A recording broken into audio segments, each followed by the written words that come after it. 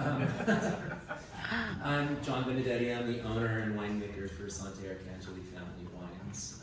We're in the Santa Cruz Mountains. We're in Corralitos, which is the southern end of the Santa Cruz Mountains.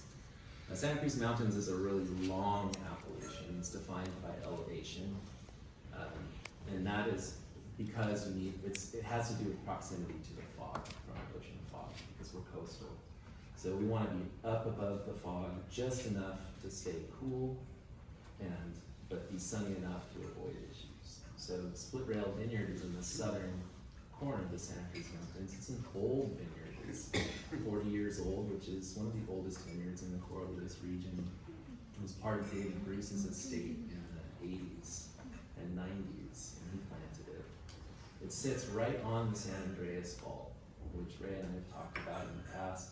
So you have deep canyons on both sides of this 1,700-foot elevation vineyard site that's 4 miles from the beach. And so you go on the road, you go from 400 feet elevation straight up in 1 mile to 1,700 feet elevation. It's a really hairy road that trucking grapes is not a lot of fun to do. If you go up the road, which I did with John, it's impossible to imagine how you get a truck up and down it full of grapes. It's like, it's for maniacs. You kiss your wife and kids goodbye.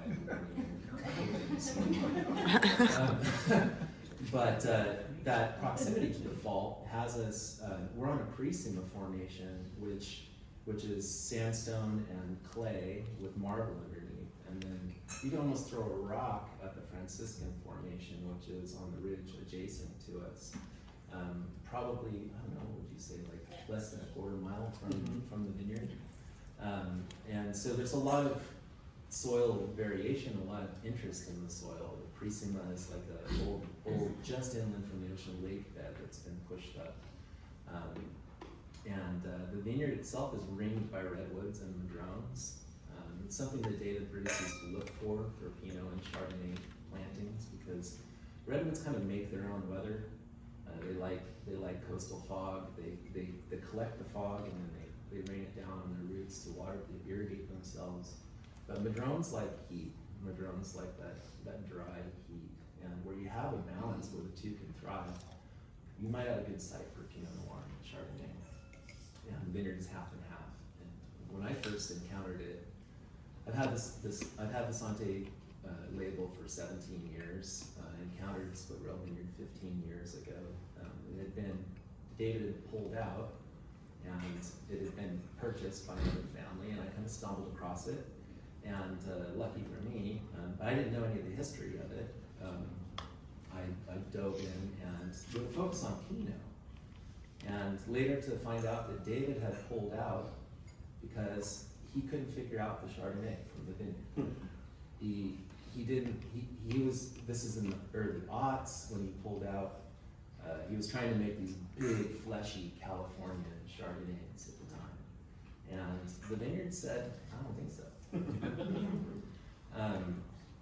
He was getting stuck fermentations, he was having all these issues with the wines. And so I came in and went with my own kind of preconceived ideas of the wine I wanted to make, and this is in the late aughts at this point, and I wanted to make a California style Chardonnay, and the vineyard said, I don't think so. And it really helped me to formulate my own ideas as a relatively young winemaker at the time, and I had to deconstruct my winemaking process to listen to this vineyard, and it informed my techniques on Chardonnay, it informed my techniques on Pinot and other vineyards along the way, because the site produces, it's cold. It produces very restrained fruit. It wants to, at least. And people have been trying to force it, including myself, have been trying to force it to do something it didn't want to do for a long time. And so my evolution with this vineyard became a process of not what to do with the wines, it became a process of what not to do with the wines. And each year I would try something different in the beginning. I would say, well, maybe I need to get it riper so these acids will fall out. It's very acidic. We harvest this in October at usually 22, 23 Brits in October with a APA upwards of 9 grams a liter, 10 grams a liter. It's very acidic. So let's wait for it to get really ripe. Let's let these acids balance out. Vineyard said, I don't think so. Then I thought, well, maybe it needs me to tinker with it. Maybe it needs nutrients. Maybe it needs this. And he said, no, I don't think so. I've got plenty of nutrients. I'm 40 years old. I'm dry farm. I'm healthy. I'm happy. Maybe it needs like a cold tank fermentation. And it said, no, I don't think so. I like to be in barrels on the leaves. I like to be stirred. And I just kept evolving and evolving and evolving. And in 2021, we had an amazing growing season. We had, and that's what you have in your glasses, is the 21. We had a very long, very cold growing season. You talk about hot days in the growing season, over 85 in Corralitos. I think we had like 5 of them that year. Wow. It was very, very cool. I mean, we're hovering at, we're 48 degrees, 50 degrees in the mornings. We're maybe low 80s during the days, and 21 was like that almost every single day, all the way into October. The only reason we picked it was because the rains were coming. We could have let it hang another 2-3 weeks. So I had this beautiful balanced juice to work with high acid.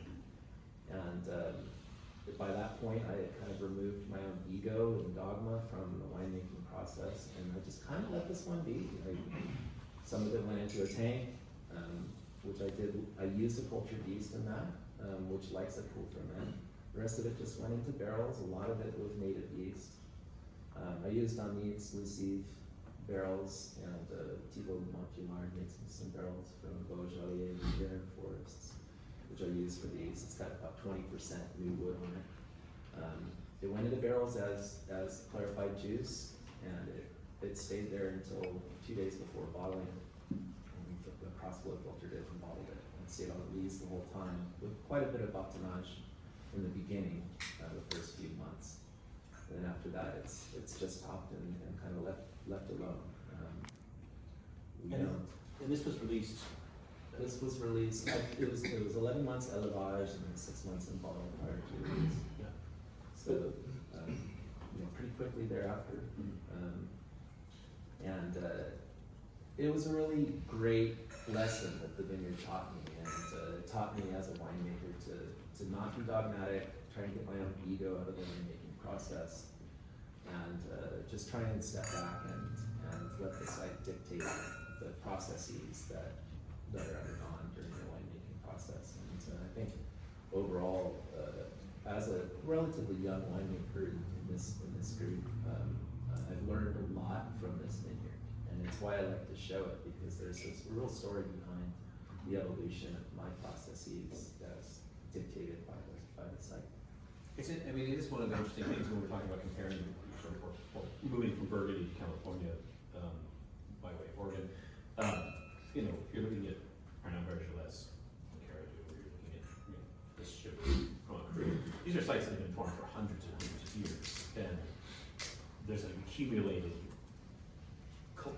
winemaking cultural knowledge of how to behave in split rail.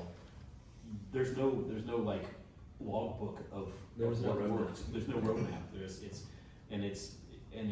is a process in a way that's very different, because the historical aspect isn't there.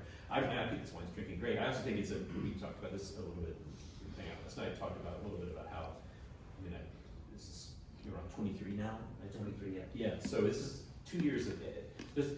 We talk about cellaring. We talk about putting things away for 15 or 20 years or whatever. But there's often real benefits to just hanging on to something for 2 or 3 years, especially when it comes to some wines like Chardonnay. If we tasted the 23 next to it, you would distinctly note that there's been some change in just a couple of years. I think to the positive. I think this one probably shows better now than it did on release, even though it was good on release. Far better, yeah. Yeah. It was way tight when it was released because of the high acids. This is another reason to never buy just one bottle of a wine. Just so you know, because you're going to want to buy at least a case, and then so you can taste it when you buy it, because you can't not taste it when you buy it, because it seems self-defeating. And then you got to taste it for like 2 years to find out what it did, and then maybe at 5 to find out what it did then, and then 10 years down the line, and then if you get to 17 and it's dying, drink the whole thing. Very important. I'm trying to help the wine business here by saying Never ever buy a single bottle. It's very unlike whiskey that way. You can buy one bottle of whiskey and you'll be back on. What's the alcohol that one?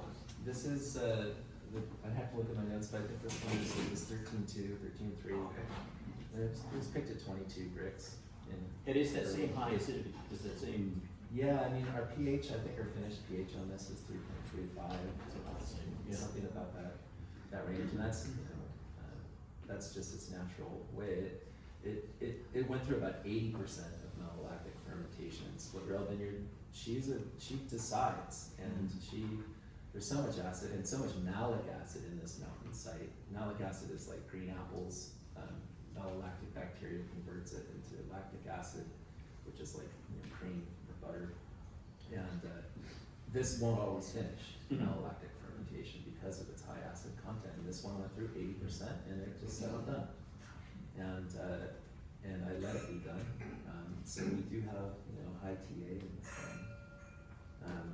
But it's perfectly balanced. It drinks beautifully. The oak helps with that. I'm experimenting with concrete now. I have some eggs that I absolutely love. I don't want a lot of oak in the wine, and the eggs give me the effects of the yeast autolysis and the baptonnage without introducing more oxygen to the wine. So it stays real fresh and lively.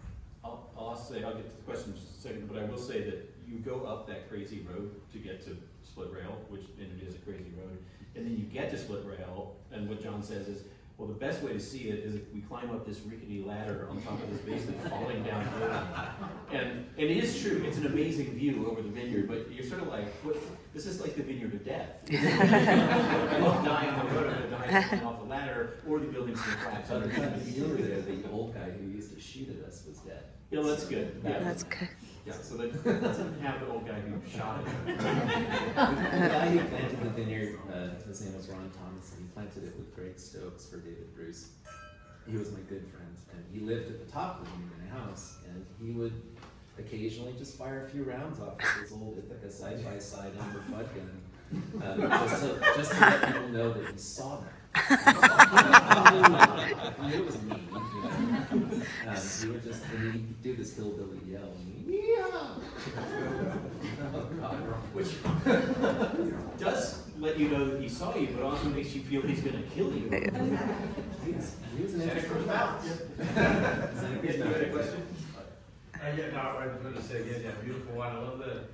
I've always felt that the notion of terroir, fully integrated the winemaker, and the philosophy that you're espousing just, is in spades really what that's all about. Like humility of listening to the vineyard, because ultimately I think there's a stewardship role, right? Kind of stay out of the way. It's got its own voice and let it speak type of thing. So that's beautiful. Did you mention, John, what the production level was, and you produced this from this vineyard for just a handful of years? Was that? Yeah, it's like 15 years I've been with the vineyard. It's 5 acres and 2.5 is Chardonnay, and it varies radically because of its extreme site on this spine of the ridge. So when we have a rain in June, we might get 100 cases of Chardonnay out of the vineyard. Last year we got 500 cases worth out of the vineyard. It varies radically. It's just, it's part of having an estate vineyard where you're taking it all. You have to work with fluctuations that the weather gives you. And to your first point, I like to tell people that this vineyard taught me not to be a winemaker, but to be a fermentation facilitator. Good way of looking at it. Let's keep going south. Let's head to Tallinn. All right.